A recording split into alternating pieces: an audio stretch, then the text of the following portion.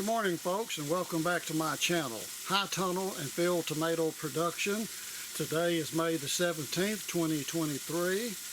This tunnel I'm in now is tunnel number 3. It was planted on April the 14th, so it's been a little bit over a month. They are flowering, they're setting fruit, and they're, just as far as I'm concerned, right on schedule. I'm down here doing some fertilizing, and of course, I'm going to repeat some of this stuff from time to time because I don't know who's watching and whether you've watched my other videos, but the most important thing you can do when you're growing tomatoes, you've got to do a soil sample. And that soil sample, if you'll send it to your county extension, whatever state you live in, you should have a county extension, or you will probably have an analytical lab nearby. Send it to them, and they'll tell you what's in the ground, and then they'll also advise you on what you're going to need for the complete growing season. Now, I consider my growing season 12 to 14 weeks. I grow only determinate tomatoes, which y'all call them bush tomatoes. I want my production to come off quick. I have a lot of customers, and the indeterminates are just really, they're great tomatoes, but the production output is very, very slow. They'll go all the way to frost. I want to be done before the 1st of September so I can clean my tunnel out and get ready for next year. So what I was fertilizing with today is pretty much my schedule for this whole year. My soil, according to my sample, said that I'm high in phosphorus, so I don't need to add anything in phosphorus. So I'm using urea as my nitrogen, and I'm using potassium nitrate because I do need potassium. From what I understand, you will use almost, the plants will, they will use almost even amounts of nitrogen and potassium. Potassium is really important for a fruit, and if you've ever raised tomatoes and got kind of a white core and a lot of white tissue in there, that's just from a lack of potassium, and that could be caused by pH and some other things, but give them a good source of potassium. Now, I'm not an organic fellow. I have nothing against it, but it just doesn't work when you're raising as many tomatoes as I do. And here's something that all you organic folks, if you're watching today, that y'all don't probably realize is the science behind the nutrients.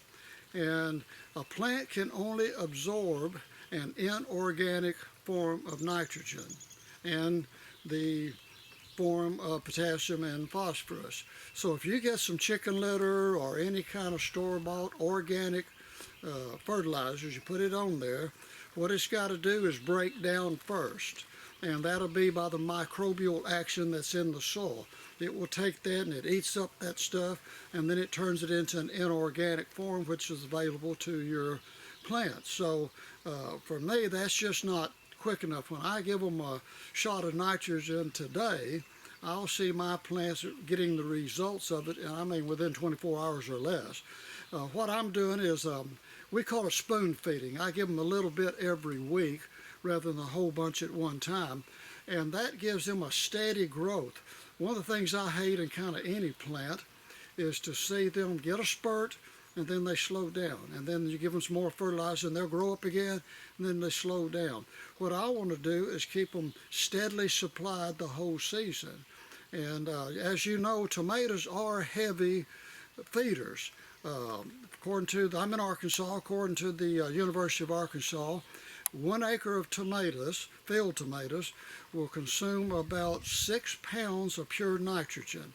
So that would be, if you're using urea, which is 4600, that'd be about 12 pounds of urea per week per acre. So I divided mine out. I've got about 6% of an acre, so I need 0.72 pounds of pure nitrogen. Since I'm using urea, I can just about double that, so I'm going to need 1.44 pounds of urea every week. And since I'm using potassium nitrate, which has got 13.5% nitrogen in it, so I'm using a pound of urea and a pound of potassium nitrate, and the potassium nitrate's got 46% potassium in it. So I'm using a little less potassium than I am nitrogen. and right now it looks great. I mean, they are just growing up a storm. We're setting tomatoes already.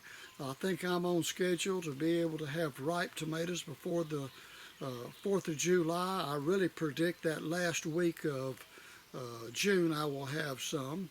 And this week I also planted some. I'm a little late, but the weather has really been rough on me as far as getting too much moisture and being able to get into my garden.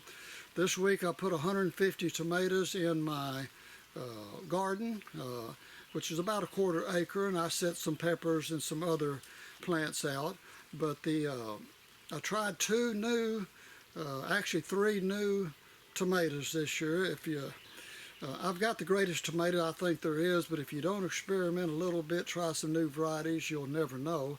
So I put out some Red Deuce, and it's a commercial type tomato. I almost know it's not going to have my flavor that I like, but it's not going to be a bad one. I sell to the grocery store, and since they're not used to getting good quality tomatoes, this would probably be a good tomato for a grocery store.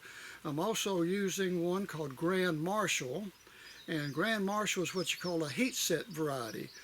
Almost all my tomatoes come out of Florida where they have higher temperatures, and heat sets means that they will bloom and set flowers in higher temperatures. Especially your indeterminates, when it gets 85, 90 degrees, anything especially above 90, they won't set fruit. They flower and then the flowers die. It's too hot. My understanding, the humidity and stuff makes the flowers where they won't be able to pollinate. A little bit above my pay grade there, but so I'm trying those two this year, and I've thrown in some Anaheim peppers. I sell those to my canning customers. Everybody around here cans salsas. Everybody loves it, and I do too.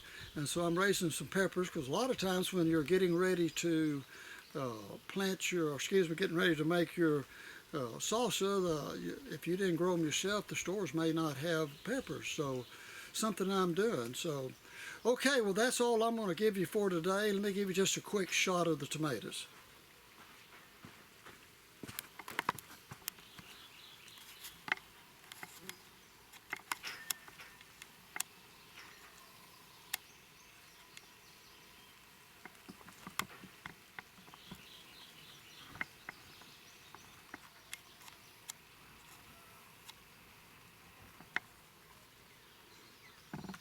Thanks for watching, folks. I'll see you next time. God bless.